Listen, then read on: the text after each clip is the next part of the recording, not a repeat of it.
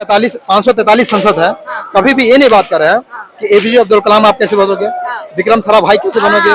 आप ये बताओ, आप एक दीजिए, महात्मा गांधी आप कैसे बनोगे, आप भगत सिंह कैसे बनोगे, इस पर बात नहीं कर। सुभाष चंद्र बोस, सरदार वल्लभ भाई पटेल बैठ गया, आप लिखिए मनमोहन सिंह आप कैसे बनोगे, अर्थव्यवस्था पर कैसे बात करोगे, तमाम निर्णयों की बात है। बात क्या होती है, 5 किलो अनाज मिला कि नहीं मिला, 5 किलो राशन मिला कि नहीं मिला। लेकिन भाई साहब आप जो ये बात कर रहे हैं, मेरा मानना ये है 5 वर्ष का युवा विद्यालय गया कि नहीं गया, उसको एजुकेशन मिला कि नहीं मिला, वो अटेंडेंस बनाया कि नहीं बना, वो इतिहास पढ़ा कि नहीं पढ़ा, भूगोल पढ़ा नहीं पढ़ा, नागरिक शास्त्र पढ़ा नहीं पढ़ा, उसको हर कर अधिकार पे बात नहीं किया, वो सवाल जवाब मास्टर साहब से किए कि नहीं किए, एजुकेशन पे बात कीजिए कि नहीं कीजिए।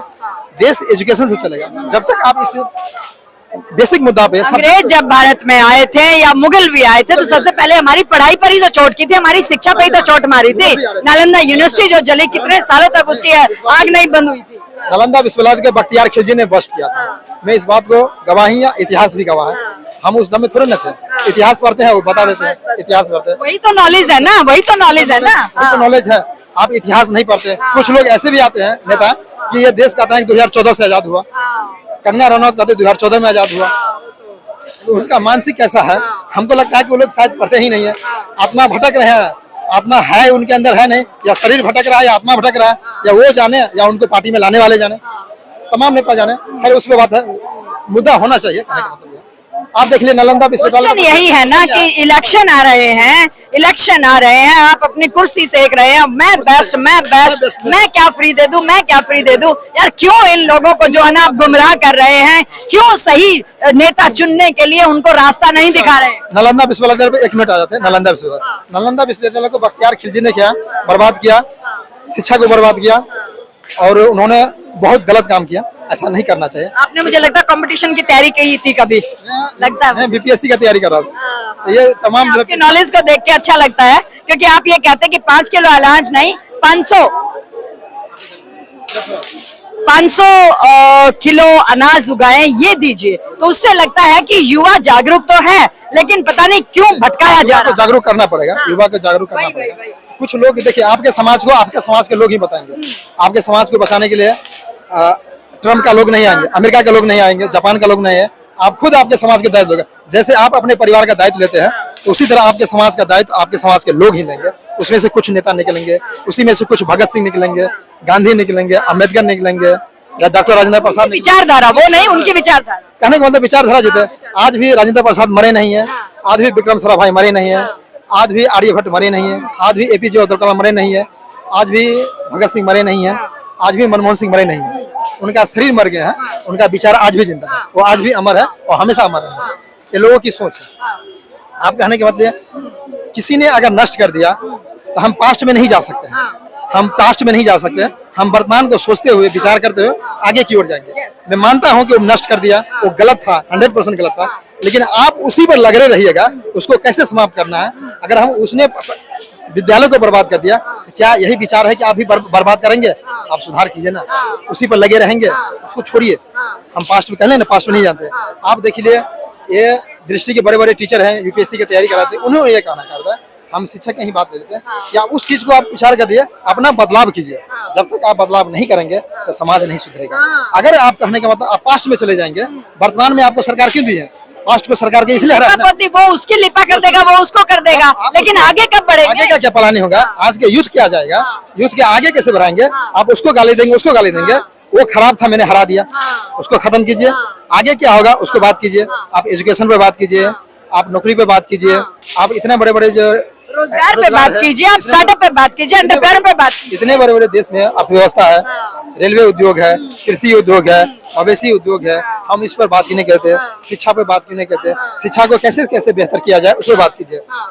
आप मान लीजिए अमेरिका का शिक्षा कैसा है, आपके बच्चे अमेरिका छोड़ के, हिंदुस्तान छोड़ के अमेरिका जा रहे हैं, आखिर कुछ न कुछ तो कारण होगा। बड़े बड़े मंत्री का बेटा अमेरिका छोड़ के विदेश में सीधा जिसके पास पैसे की सुविधा हो गई वो चला जाता है भारत से। हमारे देश में किसी चीज का कमी नहीं। नितिन गडकरी कहते हैं हिंदुस्तान में पैसे का कमी ही नहीं। जब हिंदुस्तान में पैसे का कमी नहीं है तो हिंदुस्तान में अच्छा व्यवस्था क्यों नहीं हो रहा, लंदन जैसा व्यवस्था क्यों नहीं हो रहा। लेकिन आपका बेटा गिरिराज सिंह का बेटा हो, किसी भी मंत्री का बेटा हो, अगर शिवराज सिंह का बेटा हो, वो लंदन में व्यवस्था बात कर रहा है, अनुराग ठाकुर का बेटा हो, लंदन में पढ़ने के लिए जा रहे हैं, तो आप ये व्यवस्था क्यों नहीं करते?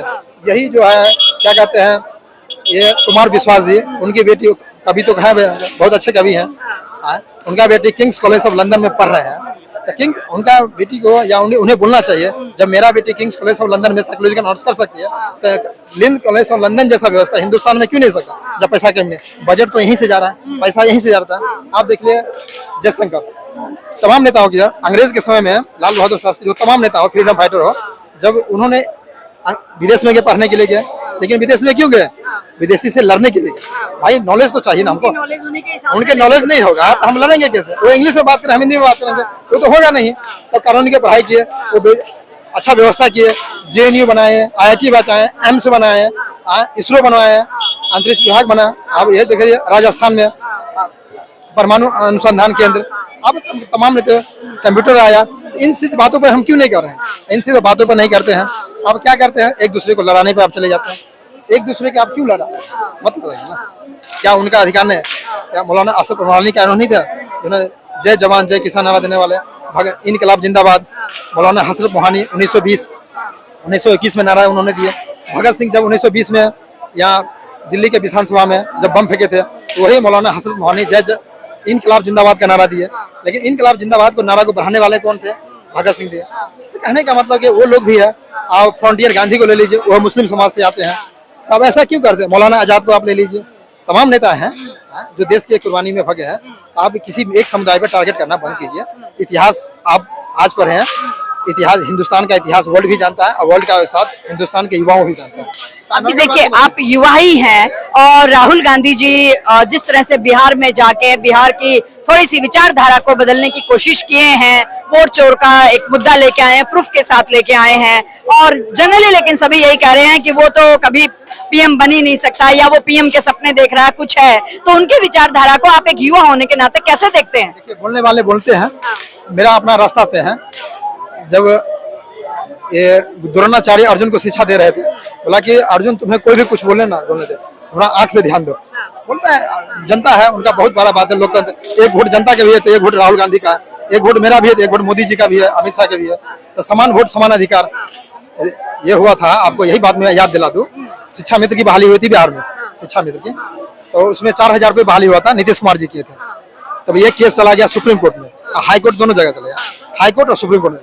तो वो शिक्षक बोल रहे थे, जब हम एजुकेशन इतिहास भी पढ़ाते हैं, भूगोल भी पढ़ाते हैं, समान एजुकेशन दे रहे हैं, तो उनको 40,000 मिलते हैं, हमको 4,000 मिल रहा है।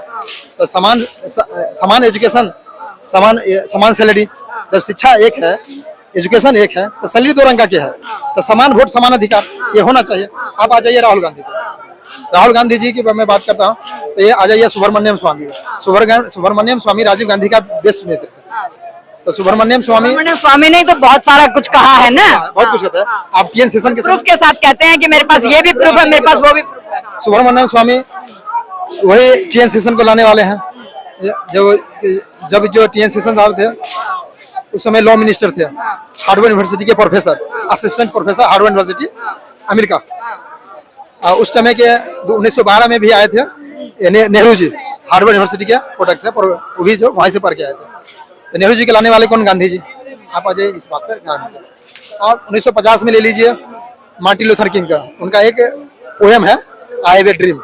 एक बंदा हिंदुस्तान अमेरिका के इतिहास को चेंज कर सकता है, तो ये तो हिंदुस्तान है, क्यों नहीं चाहूंगा? राहुल गांधी अगर चाहेगा, जनता चाहेगा, तो इतिहास बदल सकता है। वोट लोकतंत्र को जीवित कर सकते हैं। लोकतंत्र जीवित करने के लिए ही तो उन्होंने ये वोट चोरी का पूरा प्रूफ के साथ लेके आए। मैं उसी पे आ रहा हूँ। तो राहुल गांधी जो है पुराने भारत का नया मार्टिन लूथर किंग है। जिस तरह मार्टिन लूथर को अमेरिका में हिंदुस्तान का गांधी कहा जाता है, वही है। एक व्यक्ति काले और गोरे का भेदभाव खत्म कर सकता है, तो ये भ्रष्टाचार लोकतंत्र को हम क्यों नहीं खत्म कर सकते? समझ और समझदारी की बात है। आप बेसिक मुद्दाओं पे बात कीजिए समाज के अंदर, तो आज भी समाज आपको रिस्पेक्टेड है। चाहे देश कितना भी विरोध क्यों न हो, जनता कितना ही विरोध करे, विपक्ष कितना ही विरोध न करे, आप ईमानदारी पे रहिए, लोकतंत्र को जीवित कीजिए। वोट सबसे बड़ा ताकतवर है। चाहे आज भी हमारे विपक्ष है, जो सत्ताधारी पार्टी है, उनके पास 40 सीट है, वो नहीं है, वो कुछ नहीं है, वो देसी से पावर, उनसे कोई नहीं डरता है। उनके पास लोकतंत्र का ताकत है, जनता का ताकत है। जब तक है 3 साल है, वो है। अगर आप सही लोकतंत्र, सही डेमोक्रेसी ये पालन करेंगे, तो जनता फिर से लाएंगे। लेकिन ये भेदभाव, नफरत बजारी करेंगे, ये नहीं हो सकता। नफरत बराजी बंद कीजिए। आप आ जाइए। राहुल गांधी